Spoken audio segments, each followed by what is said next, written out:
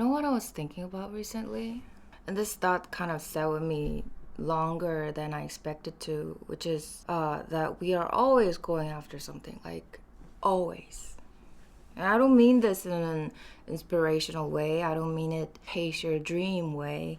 I literally mean we are almost never just here. We're almost never fully inside the moment we're currently living because mentally we're already one step ahead, already planning, already worrying, already imagining what's next, what's better, what's missing, what needs to be fixed.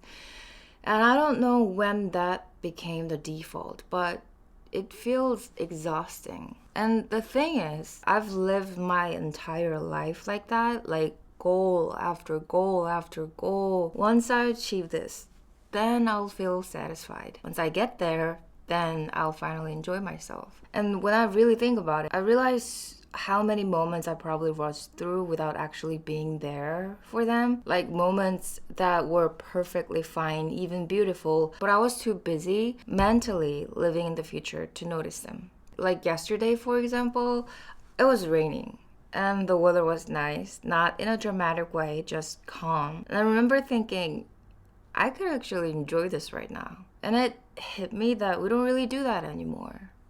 We don't pause and say, this is nice, this is happening, this is my life right now. And I don't think it's because we're ungrateful or incapable or broken or anything like that. I think there are real reasons behind it, like psychological reasons, biological reasons. And once I started looking into it, it actually made me feel a little less fatigued with myself. Because from a science perspective, humans are literally wired to chase. Our brain likes to seek, to strive, to move forward because for most of human history, that was how we survived. Finding food, finding shelter, improving our chances. And that wiring didn't disappear just because our lives became more comfortable. So now, instead of chasing survival, we chase goals, milestones, validation, progress, meaning, and our brains reward that chasing with dopamine, not so much when we arrive, but when we anticipate arriving. Which is kind of wild if you think about it, because it means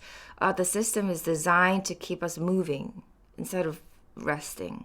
A lot of our sense of meaning comes from pursuing something, from feeling like we're growing, improving, becoming. And that can be a beautiful thing, but it can also quietly turn into a trap where we start to believe that the present moment is just a waiting room, that today doesn't matter on its own, that it only matters because it leads somewhere else. And then you add social media into the mix, which honestly just pours gasoline on the fire.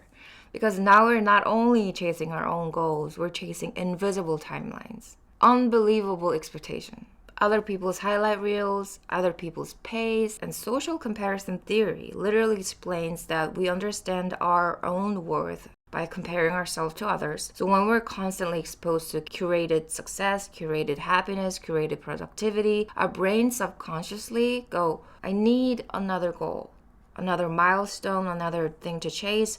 Otherwise, I'm falling behind. And no wonder that feels exhausting. What really bothered me when I thought about all this wasn't just the tiredness, it was the feeling that we're missing out our own lives while we're busy preparing for them. Like we're always mentally rehearsing for some future version of ourselves instead of actually inhabiting the one that exists right now. Today, breathing, living, experiencing things in real time. And I don't think the solution is to stop having goals or to stop wanting things because that's unrealistic and honestly not even desirable. I think the question is, how do we balance that without losing the present? How do we live a life where today is allowed to be enough on its own? Not perfect, not extraordinary, just real. So one thought that really stuck with me was this idea of pinning down moments, like deliberately choosing a moment and saying, this one matters. This one is my life, not because it's productive or impressive, but because it exists, because I'm here for it. And I started thinking about what actually helps with that in real practical way, like no meditation, no abstract advice, not things that feel like homework, but small humane actions that anchor us back into being alive. I like Starbucks coffee. They say I like their Americano. I used to think that they sell really I always thought their taste of coffee was light, but I don't know. I kind of like it. And the decaf and just regular Americano taste exactly the same, to me at least. I think that's crazy.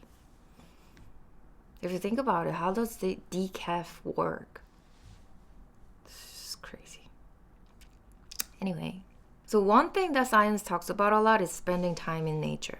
And I know this sounds obvious, but there's a reason it works. Our brains get mentally fatigued from constant stimulation like screens, decisions, information, and nature gently restores our attention without demanding anything from us. It lowers stress hormones, it quiets that constant internal noise, and you don't have to go on a hike or move to a forest. Even just stepping outside, looking at trees, feeling the air does something very real to our nervous system. Another thing is real face-to-face conversation. Not texting, not reacting, not scrolling, but actually sitting with another human and talking. Because humans are social creatures at a biological level, and real interactions releases oxytocin, which is the bonding hormones, which makes us feel safe and connected. And that sense of connection pulls us out of our own heads and back into the present moment in a way that digital really cannot. And something else I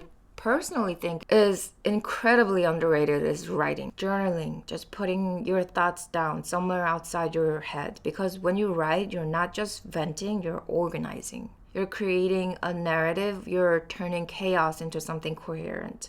And psychologically, that gives you a sense of agency, a sense of control. Like, okay, this is my life, these are my thoughts, and I get to shape however I want. There is actual research showing that expressive writing reduces stress, improves emotional regulation, and helps people process experiences more effectively. And I think a big part of that is exactly what it feels like. The realization that you are the author of your own story, not just a passive character being dragged through it. And I think that sense of authorship is very, very important when we live our life. Especially in a world that constantly pulls our attention outwards, constantly tells us what to want next, what to compare ourselves to, what we're missing. So one small thing I've started doing, and this might sound almost too simple, is reminding myself, just literally telling myself, this is my life. Not in a motivational poster way, but quietly, almost casually, like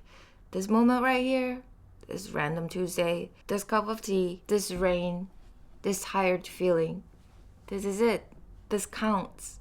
And there are a few reminders that I think are actually helpful. Things you can return to mentally without forcing anything, like telling yourself today doesn't need to prove anything, or I'm allowed to be here without chasing, or nothing else needs to happen for this moment to be valid.